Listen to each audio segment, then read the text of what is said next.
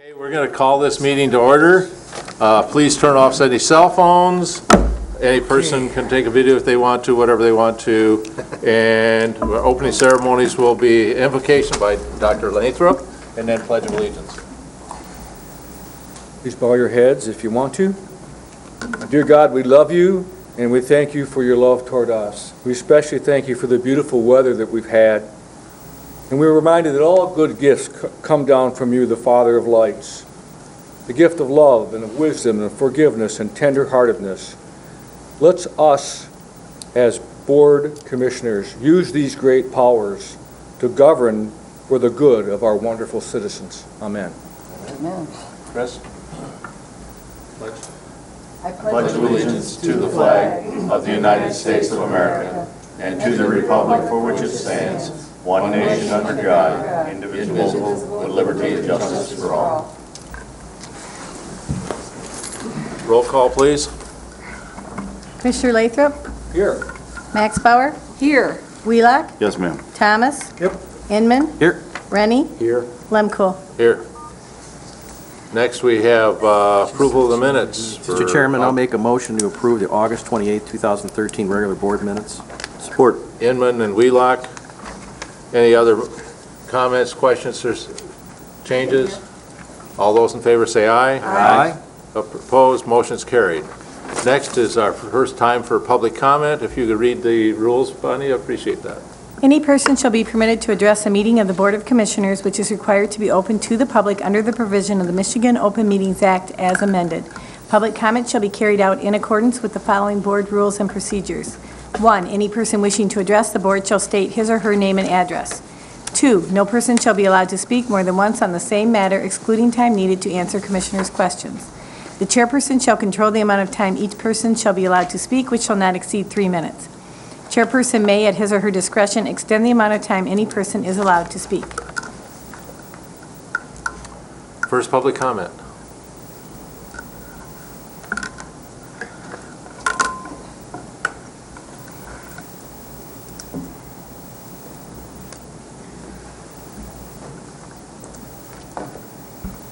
My name is Kathy Bickford. I live at 211 Windmere Pines Court, Harbor Springs, Michigan, 49740. I was before the board 4 years and 4 months ago, the 27th of May, 2009. I have here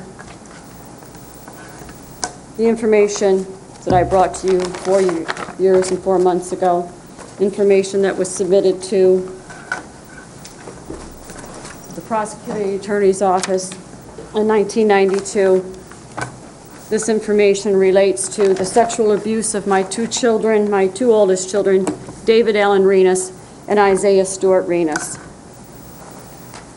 The children were and Mr. Cooney, you just sent me back this about 2 weeks ago. Dr. Barbara Kennison shared an office with Kira Dubinow. You do know who she is, Mr. Lathrop. I'm certain of that. I'm certain also that you trust her medical opinion as it relates to referrals.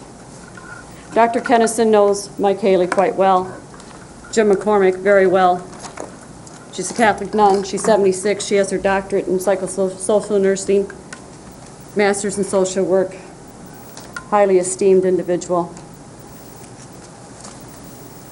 Right now, Nicholas Nigborg is in the Grand Traverse County Jail.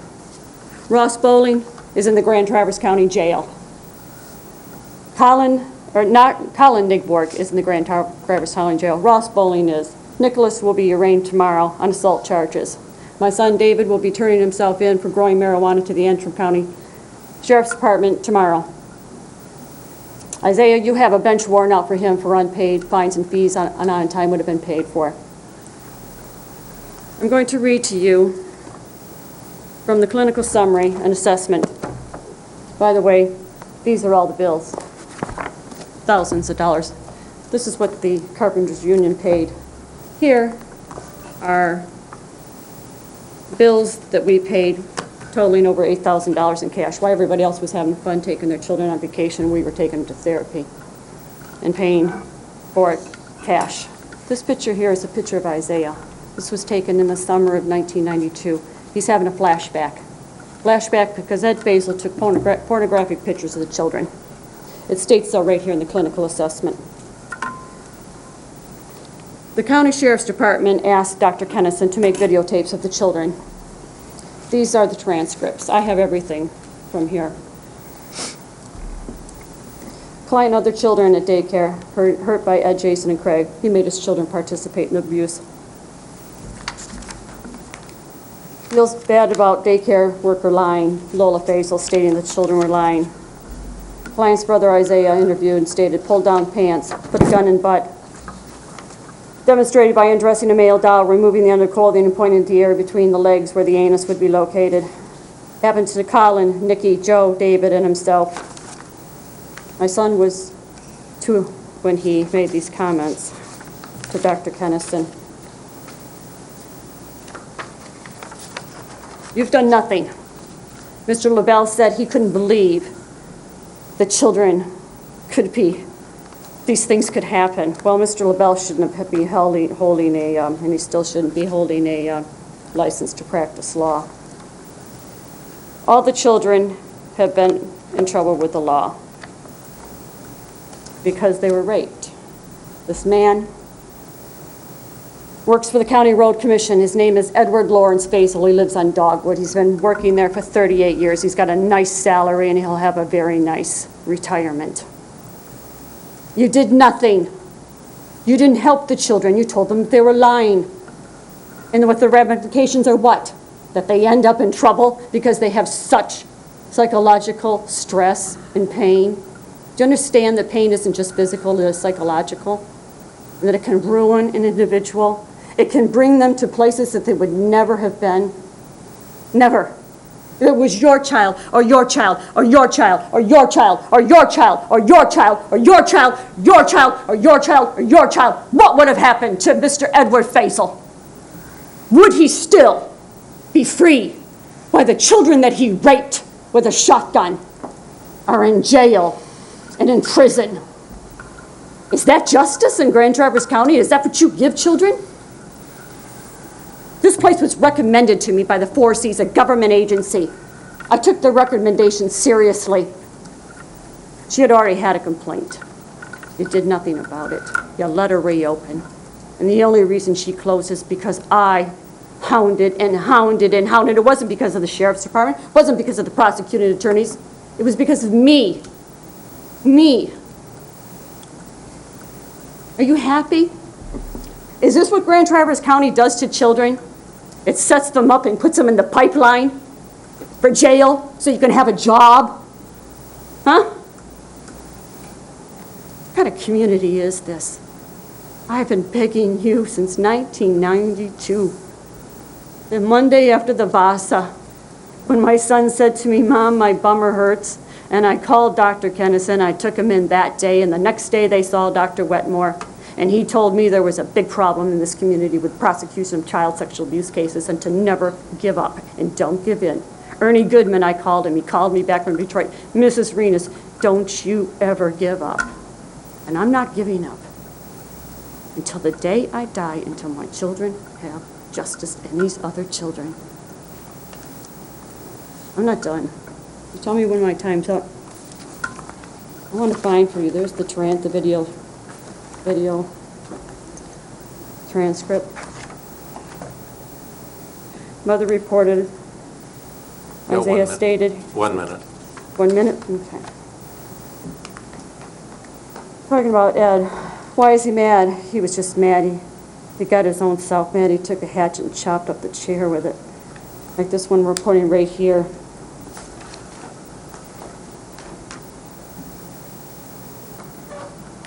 Well, I won't go through this, but it'll be 3 weeks tomorrow that Nicholas Nigborg, when I asked him when he was going to face this, when he was going to face it, he said to me, Ed told me to pull down my pants, to put a shotgun in my butt. He pulled the trigger, and then he made me go up to his bedroom. So he remembers. And then no one knew I had this file until a few years ago. My children knew. No one has seen this file, but Mr. Taylor at the Road Commissioner has it now. And I spoke with the Road Commission manager, and I'll be at that meeting tomorrow. And I want to know what you're going to do about Edward Lawrence Faisal and his raping of children. What's the more serious crime, drugs or child sexual abuse? It seems to me in Grand Traverse County, the drugs are. The children are not valued, that they are not believed, and that you may be rubbing your hands together because I'm quite certain that Mr. Faisal is very, very happy he got what he wanted. He got the children to go to places where he wanted them to go so that no one would believe them because they're drug addicts or they're crazy. These are my children before you got a hold of them. David, Isaiah, and Vladimir. I moved from this community to Emmett County to keep my children safe, to keep Vladimir in particular, because I was bound and determined you were not going to get your hands on him. And he's safe in the arms of the Catholic school there, now a high school, where they value him and they protect him. And the Emmett County Sheriff's Department has a copy of this file, as does Antrim County, as does Kalamazoo County, and you didn't have the guts, Mr. Cooney, to keep it. And that doesn't speak well of you. It says to me that you're complicit. So when you see children, they come to you, and they're in pain, and you wonder why they're doing the things they do, you need to ask yourself what you did to prevent it. Because right now I see that you have done nothing. Thank you. Any other public comment? Next, we'll have the approval of the agenda. There are some corrections on the agenda. First of all, is the watermark is on there on the first page, and it has to be removed.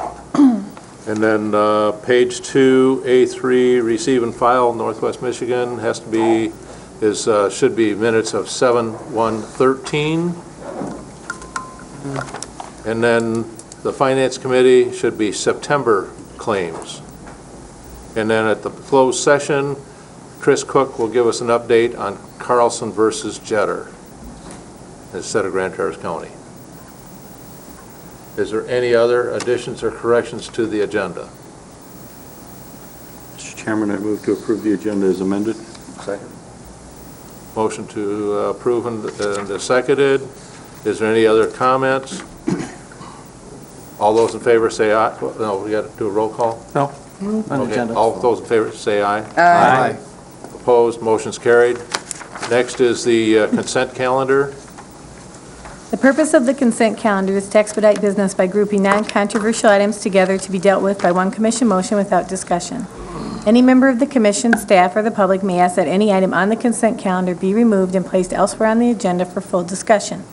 Such requests will be automatically respected. If any item is not removed from the consent calendar, the action noted, receive and file, or approval is approved by a single commission action adopting the consent calendar. All information identified on the consent calendar can be viewed in its entirety at www.grandtraverse.org. Receive and file. Number 1, resolution in support of bill to amend MCL 211.27 regarding assessment of property values from Berrien County. Number 2, resolution supporting Senate Bill 395, Publicly Funded Health Insurance Contribution Act, Lake County. Number 3, correspondence commending Soil Erosion Department, August 6, 2013. Number 4, Northern Michigan Substance Abuse Services Incorporated, minutes of July 1, 2013. Number 5, Department of Veterans Services minutes of July 18, 2013. Number 6, Commission on Aging minutes of September 3, 2013. Approvals. There was no Public Health and Safety Committee meeting in September. The Resource Management and Administration Committee recommends approval of the following. Number 7, Community Corrections Contract Renewals for fiscal year 2013-2014. Number 8, Lease Agreement Kingsley Adolescent Health Clinic. Number 9, Fiscal year 2012-2013 Comprehensive Planning, Budgeting, and Contracting Agreement Amendment Number 6, Health Department. Number 10, Revised Compensation for Travel Time Policy, HR. Number 11, contract with Catholic Human Services for substance abuse assessments, District Court. Number 12, Commission on Aging Fund Balance Policy. Number 13, Lafreniere Road Underground Electrical Easements. Number 14, approval of annual performance evaluation process of the Administrator Controller. The Ways and Means Committee recommends approval of the following. Number 15, acceptance of Community Development Block Grant for housing programs. Number 16, budget adjustments. Number 17, Child Care Fund State budget approval. Hearing the consent calendar, is anybody from the audience that'd like anything removed? Commissioners, anything removed? Dean, Item 17, so we can discuss the change. you want to remove that? Yes. Okay.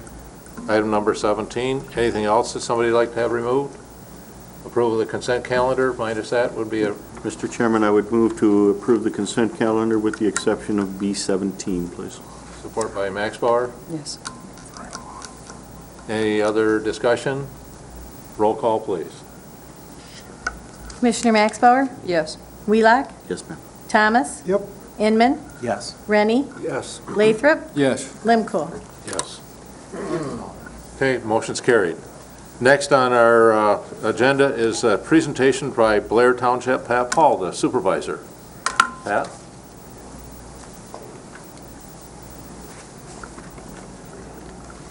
Good evening, everybody. Mr. Lemkel invited me to give you a brief presentation of what was going on in Blair Township. I'm happy to report, after spending about the last year in the Township Park, the pavilion's all done, the sidewalks all poured going to it. We finished the splash pad and opened it up on September 10th after the board meeting for the kids to start using, realizing they're only going to have a couple weeks to run through it, but we're hoping to do the grand opening this spring when the weather's nicer and we can leave it open. And I tried to get Mr. Lemkool to try it out, but he declined. You didn't go with me either. It was opened up for guests. Yes. I'd like to thank the board for refinancing our sewer bonds. We hope to obtain a better interest rate on that. And then, right now, our board's really concerned. We've been working with the treasurer on the foreclosure of the Nielsen property because of the sewer assessment that's on it. It's been an ongoing battle for the last 2 or 3 years.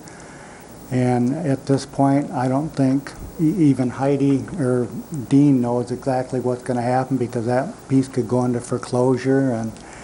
But we're really concerned about that because Blair Township and sewer property owners will be responsible to make up that shortfall, which is probably about 80% of our sewer budget.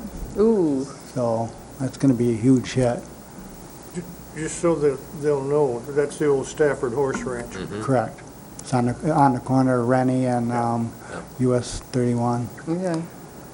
And then, let's see, John Syke worked on a market study for us for Chum's Corners. It was the Gibbs Market Study, and it was a Phase 1 market study, and it was done through a grant that John obtained, and we thank him for getting that grant.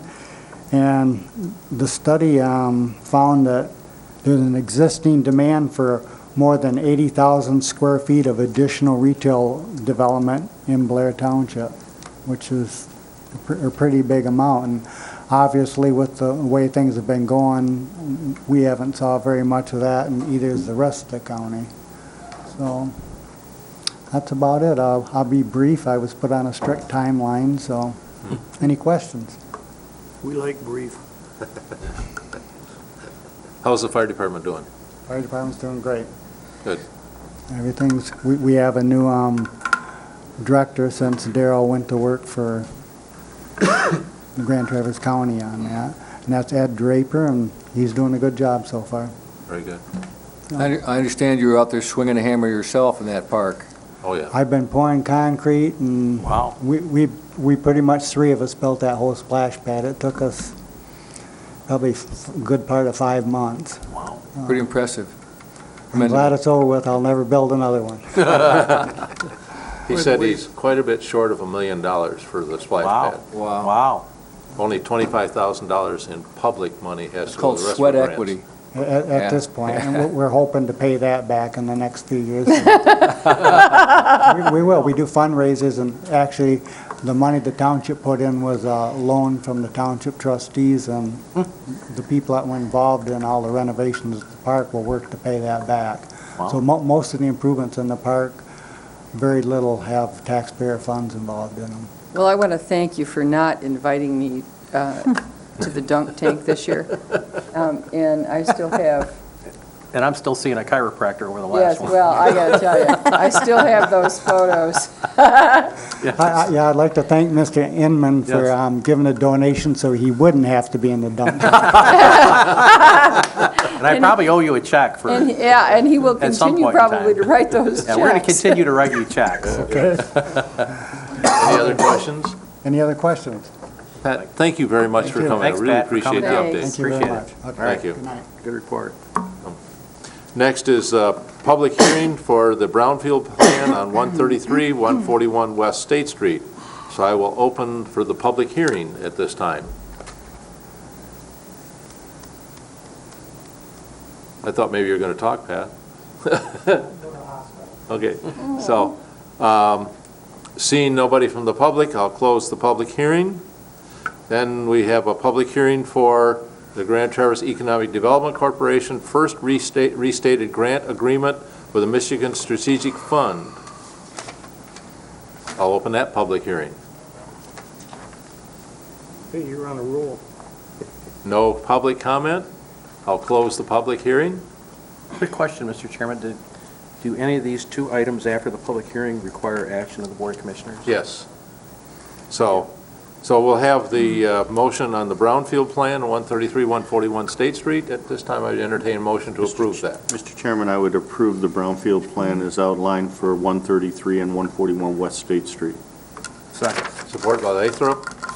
Any other discussion? Roll call? Okay. Commissioner Wheelock? Yes, ma'am. Thomas? Yep. Inman?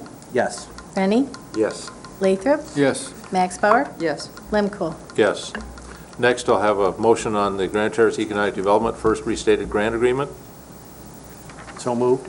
Motion by Inman, support by Sticky. Thomas. Roll call, please. Thomas? Yep. Inman? Yes. Rennie? Yes. Lathrop? Yes. Max Bauer? Yes. Wheelock? Yes, ma'am. Lemkool? Yes. Board of County Commissioners canvassers election, if you'll please pass those over here, I would appreciate that. We are selecting one Democrat and one Republican for the County Board of Canvassers.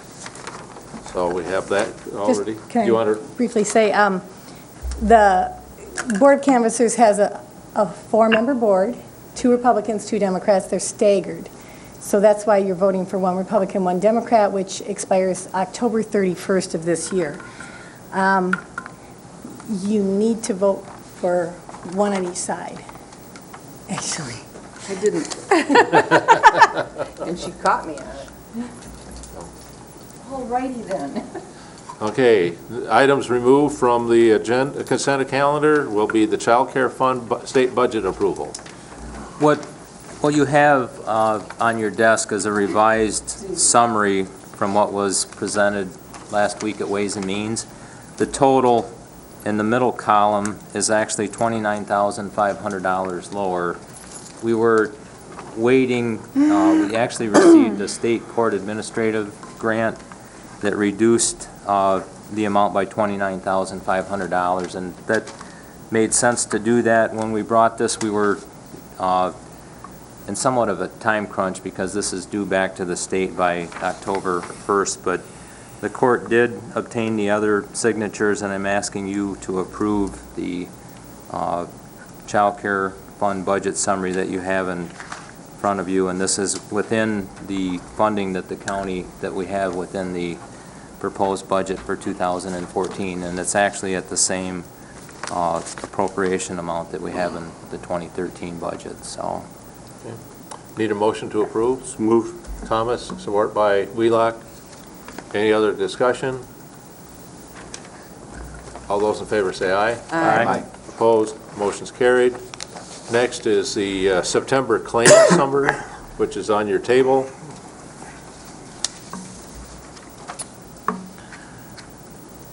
I'll move for Motion by approval. Maxbar, support by Inman, to approve the claims of $17,277,080.17. He has a monthly paycheck. Roll call. Tara, that? Commissioner Inman? Yes. Rennie? Yes. Lathrop? Yes. Max Bauer? Yes. Wheelock? Yes, ma'am. Thomas? Yep.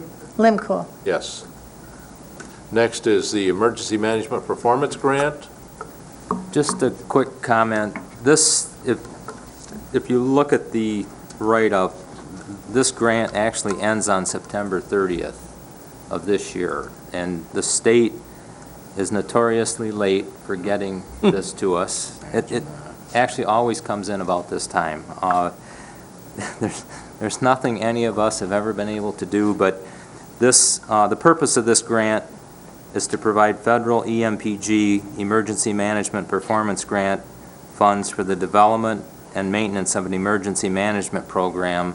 I won't read the rest of it, but it does support our staffing in the health department where we have our emergency management function. The amount of the funding is $27,764, and I'm asking for the board's approval to accept that grant and to allow the board chairman to sign the agreement.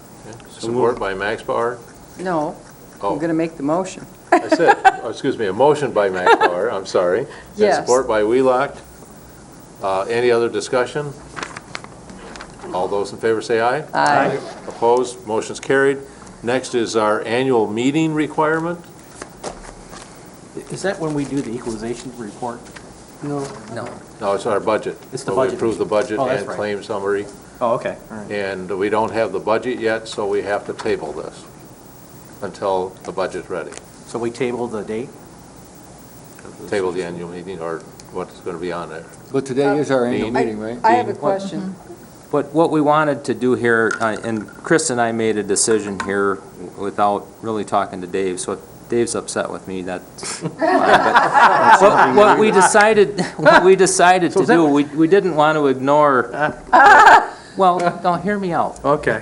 Chris and I wrestled with this. We did not want to ignore your board rules, and I don't think anyone in this room wants to do that either. So we were just, for the record, acknowledging that there is a requirement, and usually your budget document includes the information to satisfy not only the statutory requirement, but your board rules. So we all know that we're facing a pretty challenging budget, and we don't have some of the critical information that we need to complete that. So we do want to table the presentation, which Dave has already asked, until October.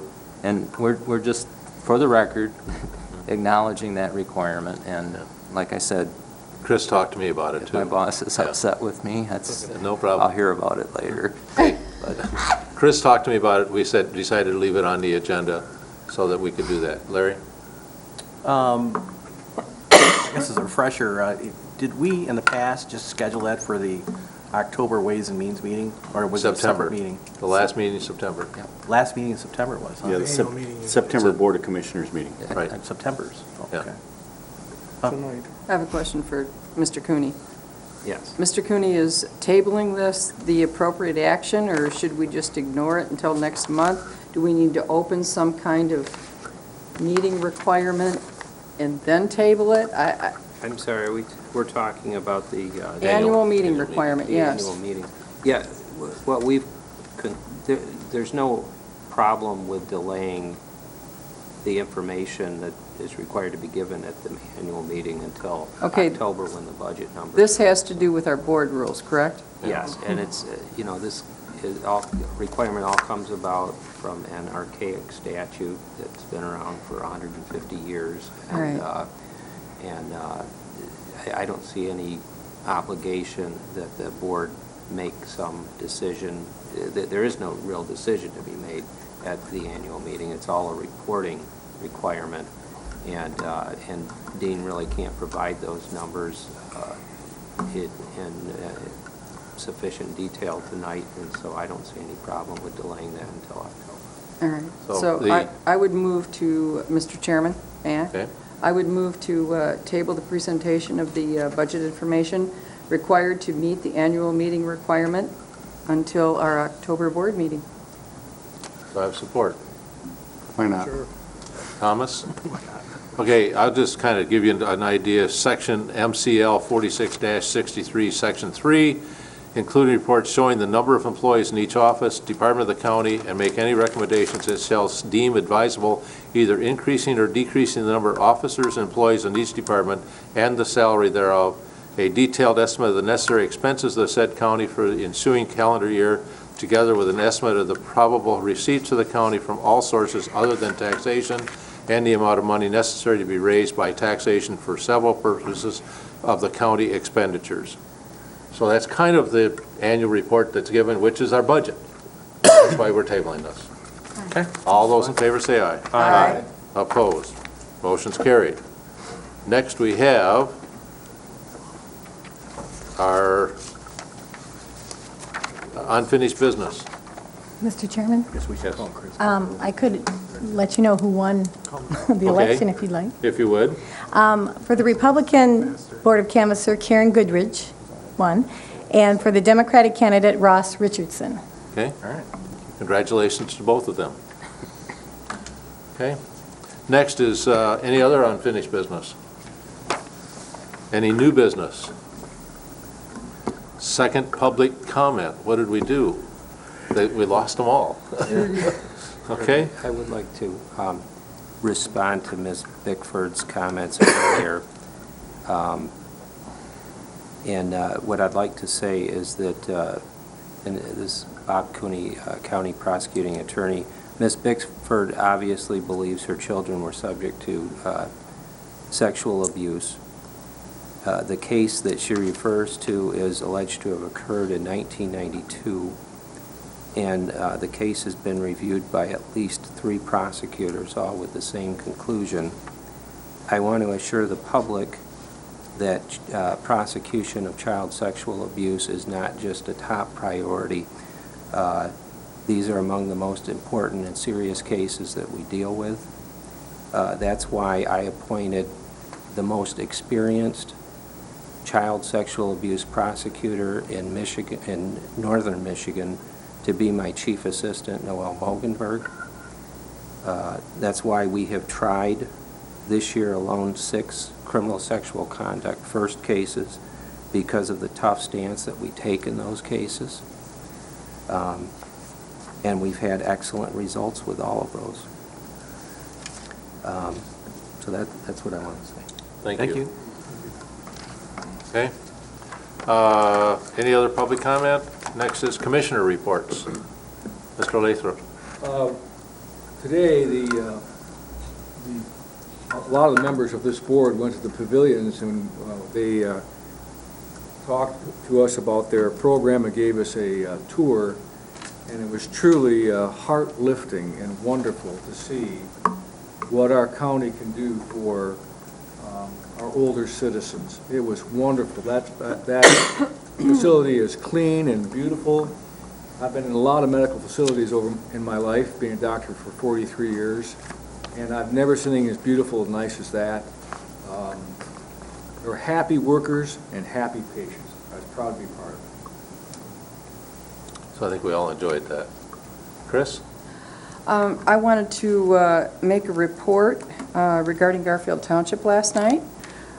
First of all, I would like to know, I'd like everyone to know that Metro Fire reported that in Kings Court there was a fire, and there was a need for an interpreter.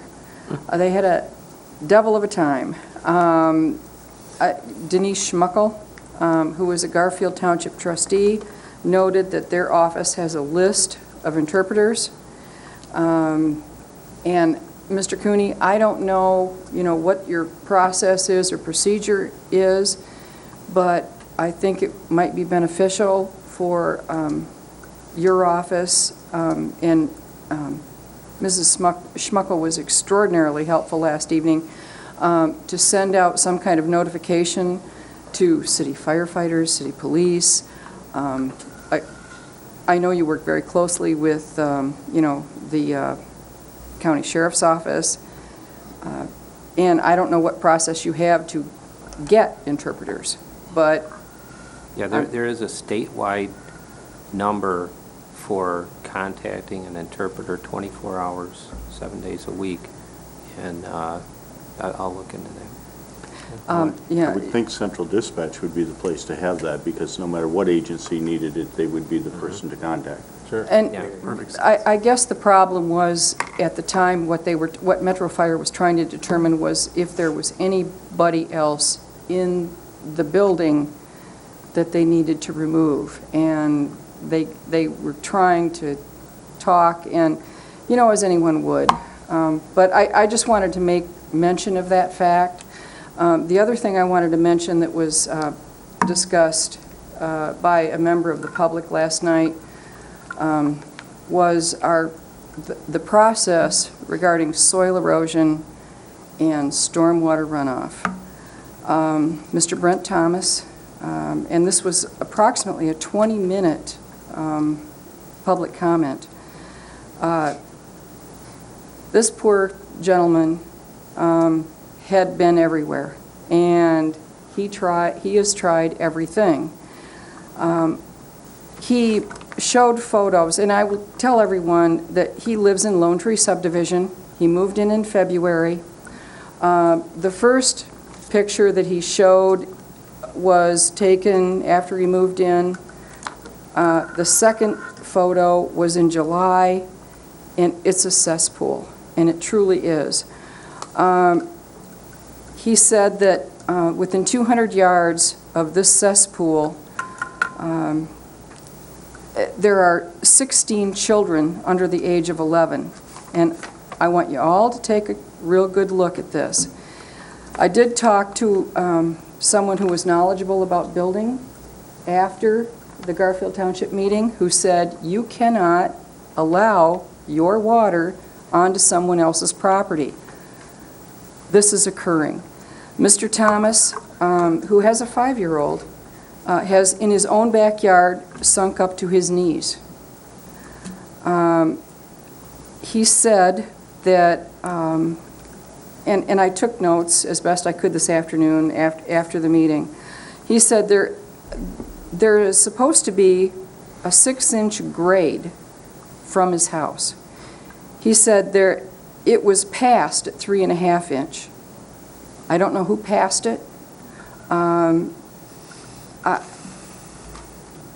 His frustration, he feels he has nowhere to go, he doesn't know who to turn to, and this is the second time in the last week I've heard this. I received a telephone call from a resident out in Peninsula Township. I also received a telephone call who said that they do not want to go on the record, who lives in Long Lake Township. And I've heard from the Fife Lake Township Supervisor and the Fife Lake Village President. What we are doing presently is not working. Mr. Thomas was told that if he wants to do anything, he simply has to sue in civil court. This ties up our courts. He also told the entire public that there was an electrical cord going through this cesspool. And he had to call County Building Code to get an electrical cord taken out of this water. And this still exists. In any event, what we're doing isn't working. Now, I understand that some of you feel that the townships ought to be responsible for stormwater, et cetera, et cetera.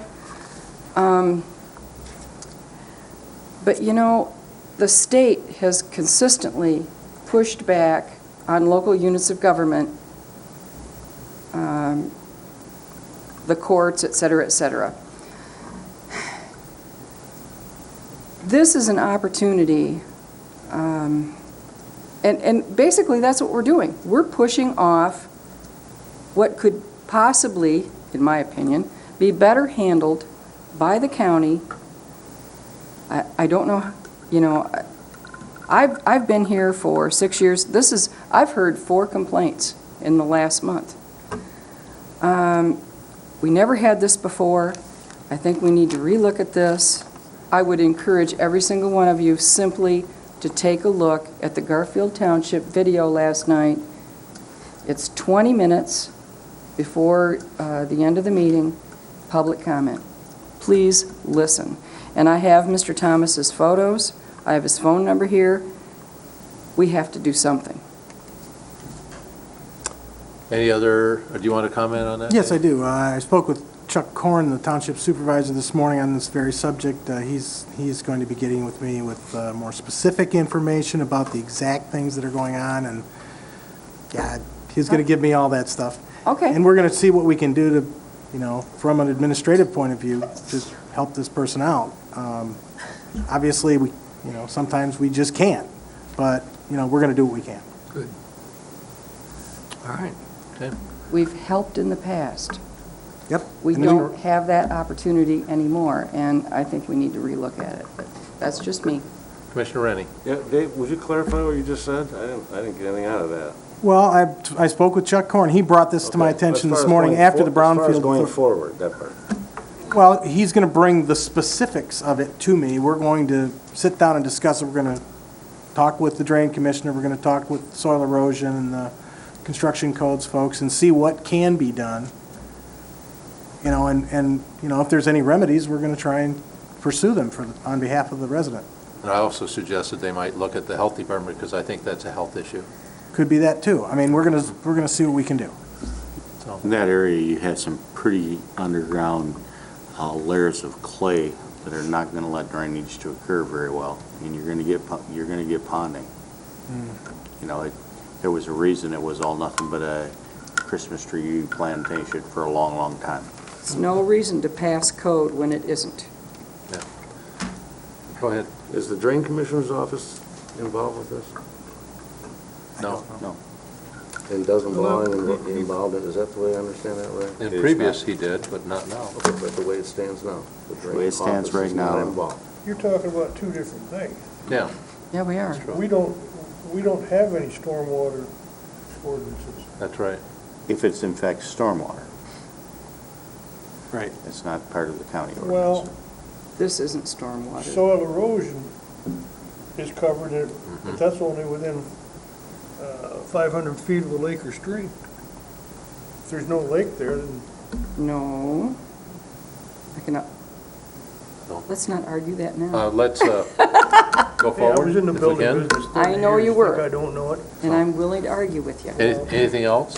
I just had a couple of things, just to let you know that this morning at the Brownfield meeting, they did approve a application for a Brownfield at Railroad and 8th Street for a doctor's offices, which will be on the northwest corner of the 8th and Railroad. It's rather interesting because this person is going to have, when they get done, a $500,000 building, and they're going to put $1 million into it because of the brownfield remediation and what they have to do for this site. She's prepared to do so. She wants to do it in that neighborhood. She wants to apply or provide doctor services for the people in the neighborhood because there isn't anybody else in that neighborhood for general practicing doctors. So it's going to be a beautiful building. It's going to be an expensive process, and she's going to be willing to do it, but we did approve the application, and we'll get more information on that coming back to us at our next Brownfield meeting. They also, we had another application for a Brownfield on the corner of 8th and Cass Street, which is where there's an apartment building there on that corner right now, and there's some environmental problems there, and also the biggest challenge there, of course, is the parking. And because residential, they have to provide parking on site. And so they're There's a working parking deck next door. Yeah, I know. But when you have a commercial district, you don't have to provide parking. In a residential district, you'd have to, so they're working through the city on that aspect. And apparently, that we talked about, Grand Vision and all that kind of stuff, walking and writing. You can't sell a building or an apartment or a condo without having on-site parking. So that's the market that says, we're not going to buy anything if you don't have a place for me to park my car. So it's kind of interesting, and same thing with the State Street. They're also providing two-car parking in each one of those condos.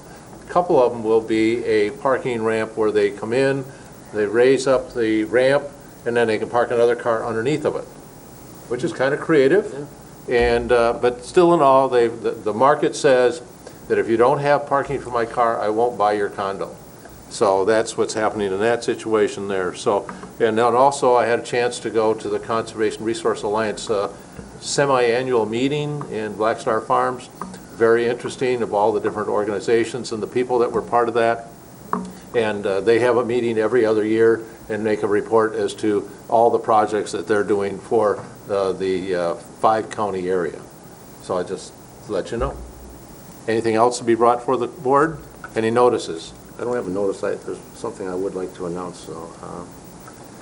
The Grand Traverse Area Veterans Coalition is having a memorial September 28th at Kingsley High School for John Lawrence Burgess, MIA, in 1970. That's also being sponsored by the Grand Traverse Band of Ottawa and Chippewa Indians. It's at 9 o'clock in the morning at the high school. Be something to see. That's all. Okay. Dean? Just an update. I was supposed to disclose this information last week at Ways and Means, and I forgot.